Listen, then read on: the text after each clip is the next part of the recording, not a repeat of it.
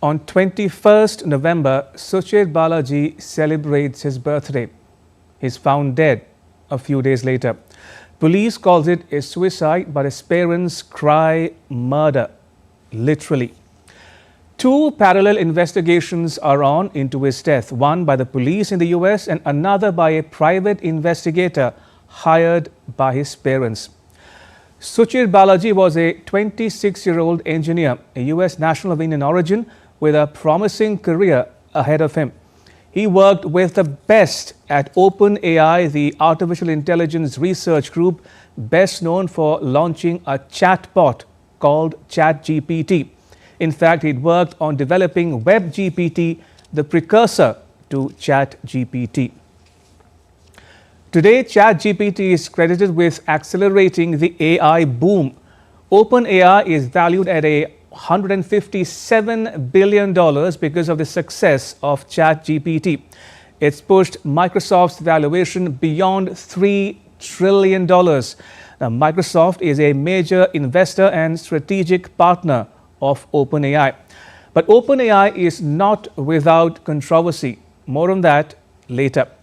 What makes Suchir Balaji's death controversial is that he quit OpenAI on a sour note just 3 months before his death. He accused OpenAI of plagiarism and copyright infringement.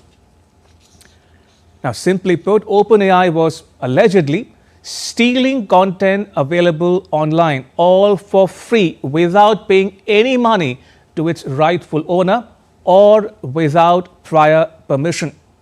Now, companies such as the New York Times have since dragged OpenAI to court for violating copyrights.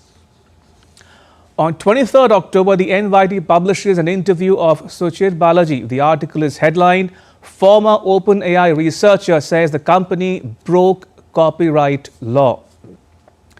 It quotes him as saying, "If you believe what I believe, you have to just leave."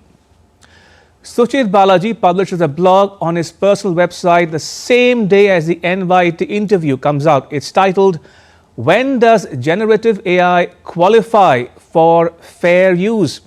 The second line of the blog reads, "The process of training a generative model involves making copies of copyrighted data." A month later, NYT's lawyer named Suchir Balaji in court documents as someone who might have quote-unquote unique and relevant documents to support their lawsuit against OpenAI.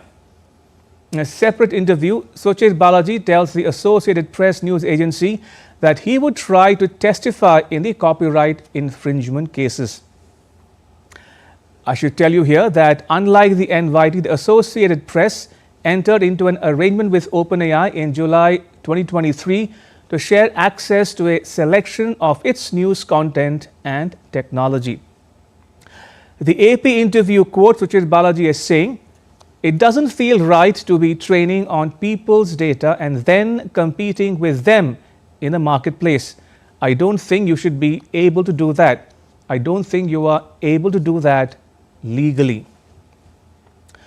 OpenAI is being accused of doing something similar to what Napster did to music 2 decades ago. Napster was created by a 19-year-old student as a free service that allowed users to share songs. Its popularity threatened the profits of the recording industry and artists, leading to lawsuits.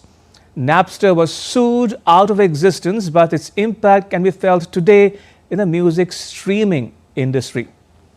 Or what Google was and still is doing to news. Google uses news published by others to generate ad revenue worth billions of dollars for itself. Media companies have been complaining for years now that Google does not pay them fair money in return for using their content. The New York Times is not alone. Hollywood star Scarlett Johansson's claim that ChatGPT used an imitation of a voice highlights the tensions over rapidly evolving AI technology. A report published by the Guardian newspaper about the actor's case says, "People feel like their choice and autonomy is being taken from them." The same report goes on to say, the Johansson row highlights a collapse of trust in AI. I should add here that OpenAI has since removed the said voice that had an uncanny resemblance to Johansson's. So, here's the nub of the problem. OpenAI is again allegedly making money off newspapers such as the NYT by using articles published by them to make ChatGPT more intelligent and efficient. OpenAI trains its large language model using content it doesn't pay for. That includes articles from the NYT and other publications and books. If it's confusing, let me break it down for you. Machine learning and large language models are a type of AI. Now, machine learning is defined as the ability of a machine to mimic or imitate human behavior. A large language model or LLM uses machine learning to process and understand languages. LLMs are trained on large amounts of text data, such as books and articles, to learn how language works. LLMs can perform a variety of tasks, such as generating and translating text and answering questions.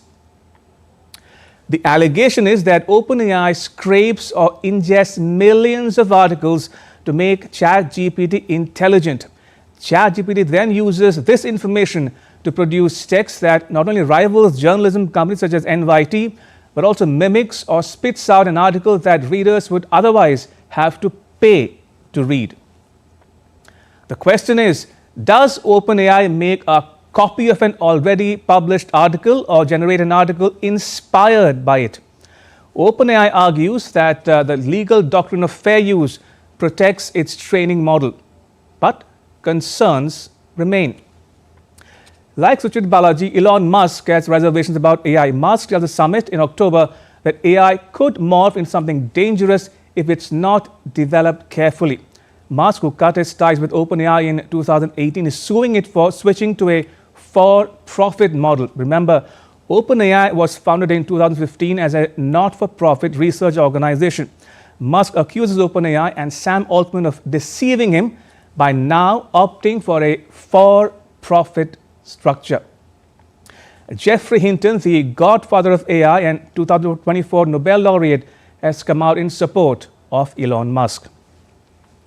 Musk has weighed in on Suchir Balaji's death. This doesn't seem like a suicide, he writes on X.